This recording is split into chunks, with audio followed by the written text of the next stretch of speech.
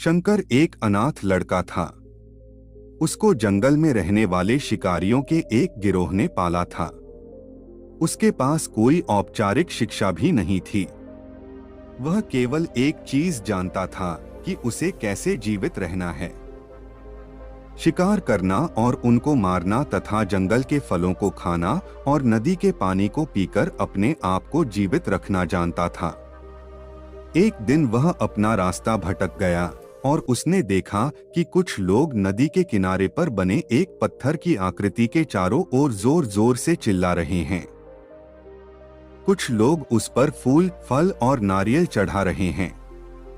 शायद उसने सोचा यह कोई मकान होगा जिसमें लोग रहते होंगे, पर यह एक प्राचीन मंदिर था। लेकिन शंकर ने इसे पहले कभी नहीं देखा था, पर इसके बारे में जानने के लिए वह काफी उत्सुक था। उसने तब तक इंतजार किया जब तक कि लगभग सभी लोग उस मंदिर से नहीं चले गए। अंत में उसने एक युवा लड़के को पत्थर की इमारत से बाहर आते देखा और उससे बात करने का फैसला किया और शंकर ने उससे अपने मन में आए कई सवाल पूछे। उसका पहला प्रश्न था, इस इमारत को क्या कहा जाता है? लोग अपने साथ क्या लाते हैं? फिर उन चीजों को अंदर वाली इमारत में क्यों छोड़कर वापस आ जाते हैं? चीजों को अपने साथ लाना और उन्हें अंदर छोड़कर वापस चले जाने पर वह लड़का शंकर की अज्ञानता व मासूमियत पर बहुत ही हैरान था और उसके सवालों से चकित भी था। पर यह वह नहीं जानता था कि वह पास के जंगल में रहता है और शिकार करके ही अपना जीवन यापन करता है। लेकिन फिर भी उसने उसके सवालों के जवाब देने की पूरी कोशिश की। उसने शंकर को बताया, यह भगवान शिव का मंदिर है। लोग यहाँ उन्हें फल और फूल चढ़ाने आते हैं। वे शिव भगवान से जो चाहते हैं वह मांगते हैं और शिव उनकी सभी की प्रार्थनाओं को सुनते हैं। यह सुनकर शंकर तुरंत मंदिर जाना चाहता था। लड़के ने उसे अंदर का रास्ता दिखाया और शिवलिंग के बारे में बताया। शंकर ने मासूमियत से लड़के से पूछा, यह शिवलिंग क्या चीज है और हमें क्या देता है? लड़के ने बताया, हम शिव से जो मांगते हैं वह हमें दे देते हैं, हम सब ऐसा मानते हैं। लड़के ने कहा, अब अंधेरा हो रहा है, अब मुझे घर जाना होगा। और वह शंकर को वहीं अकेला छोड़कर चला गया। शंकर ने झिझकते हुए मंदिर में फिर से प्रवेश किया। वह एक कोने में बैठ गया और सोचा, एक पत्थर किसी को वह चीज कैसे दे सकता है जो वे चाहते हैं। इसलिए उसने इसका परीक्षण करने का फैसला किया और उसने पत्थर की प्रतिमा से कहा, हे शिव, कृपया मुझे पर्याप्त शिकार करने दें ताकि मैं भूखा न रहूं। मेरे पास आपको चढ़ाने के लिए कोई फल या फूल नहीं है, लेकिन यदि आप मुझे शिकार देते हैं तो मैं उसे आपके साथ साझा करूंगा। मैं वादा करता हूं कि मैं आपको धोखा नहीं दूंगा। उसने घोषणा की। अगली सुबह शंकर शिकार करने गया। उसने पूरे दिन शिकार की तलाश की, लेकिन उसे कोई शिकार नहीं मिला। वह भूख से तिलमिला रहा था। वह काफी निराश हो गया क्योंकि उसे कोई शिकार नहीं मिला था। दोपहर हो चुकी थी। अब उसे लगने लगा कि मंदिर के लड़के ने उससे झूठ बोला था, फिर भी उसने शिकार जारी रखा। जैसे ही शाम हुई, उसने 2 खरगोशों को अपने बिल में से आते देखा। शंकर ने उन खरगोशों को मार डाला। चूंकि उसने शिव भगवान से वादा किया था कि वह अपने शिकार को साझा करेगा, वह मरे हुए खरगोशों में से एक के साथ मंदिर गया। देर हो चुकी थी और मंदिर सुनसान था। शंकर ने मंदिर में प्रवेश किया और जोर से कहा, कृपया आओ और अपना हिस्सा ले लो प्रभु, आपके लिए मैं लाया हूं। वह वहां बैठ गया और अंधेरा होने तक प्रतीक्षा करने लगा, लेकिन भगवान प्रकट नहीं हुए। शंकर को भूख और नींद आने लगी और उसने खरगोश को मंदिर में छोड़ने का फैसला किया। अगली सुबह जब लोग मंदिर पहुंचे तो उन्हें शिवलिंग के सामने मरा हुआ खरगोश मिला। भक्त बहुत परेशान थे।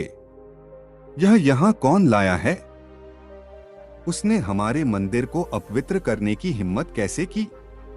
उन्होंने खरगोश को बाहर फेंक दिया। अगले दिन शंकर अपनी भूख मिटाने के लिए जंगल में शिकार करने गया, लेकिन इस बार उसकी किस्मत अच्छी नहीं थी और उसे शिकार भी नहीं मिला। उसने सोचा, आज रात को मंदिर जाना चाहिए और शिव से पूछना चाहिए कि उनको खरगोश का भोजन कैसा लगा। शंकर यह पूछने के लिए मंदिर गया। जब वह मंदिर पहुंचा तो उसके आश्चर्य का कोई ठिकाना न रहा। उस रात मंदिर में लोगों की काफी भीड़ थी। शिवरात्रि की रात थी, लेकिन अबोध शिकारी लड़के को इस बारे में कुछ भी नहीं पता था। शंकर ने चारों ओर देखा और उस युवा लड़के को देखा जिसने उसको मंदिर के अंदर शिव से प्रार्थना करने के लिए कहा था।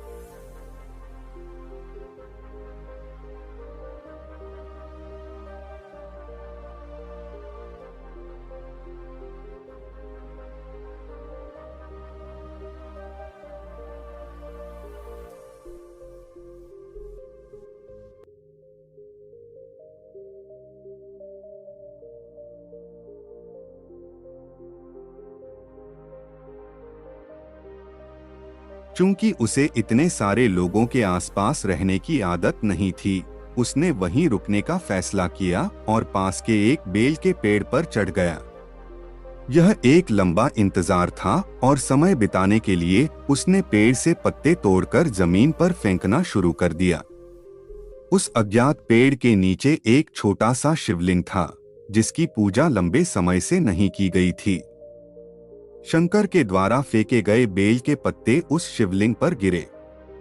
शंकर भजनों से मंत्रमुग्ध हो गया और धीरे धीरे साथ गाना और पंचाक्षरी मंत्र का जाप करना शुरू कर दिया। रात भोर में बदल गई और सभी भक्त मंदिर से चले गए। शंकर पेड़ से उतरा और मंदिर में प्रवेश किया। उसने देखा कि शिवलिंग की आंखों पर लाल निशान थे। वे कुमकुम के थे जो लोगों ने लगाए थे, लेकिन शंकर को यकीन था कि शिव को उनकी आंखों में परेशानी हो रही है। उसने शिव की खेदजनक स्थिति के रूप में जो कुछ भी महसूस किया, उसके लिए उसे बहुत दुख हुआ। वह उनकी मदद करना चाहता था। उसने सोचा, शिव यहाँ अकेले रहते हैं और बीमार होने पर उनकी देखभाल करने वाला कोई नहीं है। जब तक भक्त उनसे मिलने नहीं आते, उन्हें भोजन भी नहीं मिलता। शंकर ने एक रात पहले भक्तों को शिवलिंग पर जल चढ़ाते देखा था। प्रभु को ठंड लग रही होगी। शायद वे कांप रहे हैं। दूसरी ओर तुमने मेरे साथ एक सच्चे इंसान की तरह से व्यवहार किए हुए हैं और यह वास्तव में बहुत ही दुर्लभ है। से पूछा, मेरे स्वामी, अब से तुम मेरे इस संसार में सबसे बड़े भक्त माने जाओगे। कुछ खाना या तुम्हारा नाम मेरे साथ सदा जुड़ा रहेगा। कैसे कर सकता हूँ? तुम कई सदियों तक जीवित रहोगे। कोई उत्तर नहीं दिया। इस बात को कहकर शंकर ने सोचा, वमा पार्वती वास्तव में बहुत बीमार है, क्योंकि तभी से लोग शिव के साथ शंकर भी लगाने लगे। वह तुरंत जंगल में गया हूँ कि कुछ औषधियाँ जड़ी बूटियों को लाया और लाल निशान पर उनका लेप लगाया। पर नए हैं तो लेकिन कुछ नहीं हुआ। सब्सक्राइब जरूर करें। उसने कहा, लगता है कि ये अंधे हो गए हैं। मुझे प्रभु को अपनी एक आंख देनी चाहिए ताकि वह ठीक हो जाए। यह निश्चित रूप से उन्हें खुश कर देगा। उसका दिल पवित्र था और उसने वहां शिव के हाथ में रखे त्रिशूल को उठाया और त्रिशूल को अपनी दाहिनी आंख की ओर ले गया और अपनी आंख को निकालने का प्रयत्न किया। शंकर अनपढ़ था, उसे मंत्रों या पूजा के उचित तरीकों का कोई ज्ञान नहीं था, लेकिन उसकी भक्ति की कोई सीमा नहीं थी। जैसे ही वह अपनी आंख निकालने वाला था, शिव अपनी पत्नी पार्वती के साथ प्रकट हुए। उन्होंने पार्वती से कहा, इस भक्त शंकर ने अनजाने में शिवरात्रि पर उपवास किया, बेल के पत्तों से मेरी पूजा की और साबित किया कि उनका दिल बेदाग व पवित्र है। मैं अपने इस भक्त पर काफी प्रसन्न हूँ। शिव भगवान ने शंकर से कहा, तुमने मुझे अपनी मासूमियत के कारण जीत लिया है। प्रभु ने मुस्कुराते हुए कहा, लोग मुझसे हर समय झूठे वादे करते रहते हैं और कुछ न कुछ मुझसे मांगते रहते हैं, पर जैसे ही उन्हें मुझसे मांगी चीज मिल जाती है तो वे मुझे भूल जाते हैं। दूसरी ओर तुमने मेरे साथ एक सच्चे इंसान की तरह व्यवहार किया और यह वास्तव में बहुत ही दुर्लभ है। अब से तुम मेरे इस संसार में सबसे बड़े भक्त माने जाओगे और तुम्हारा नाम मेरे साथ सदा जुड़ा रहेगा। तुम कई सदियों तक जीवित रहोगे। इस बात को कहकर भगवान शिव व मां पार्वती अंतर्ध्यान हो गए। तभी से लोग शिव के साथ शंकर भी लगाने लगे। दोस्तों, आशा करता हूं कि यह वीडियो अच्छी लगी होगी। अगर आप हमारे चैनल पर नए हैं तो हमारे चैनल को सब्सक्राइब जरूर करें।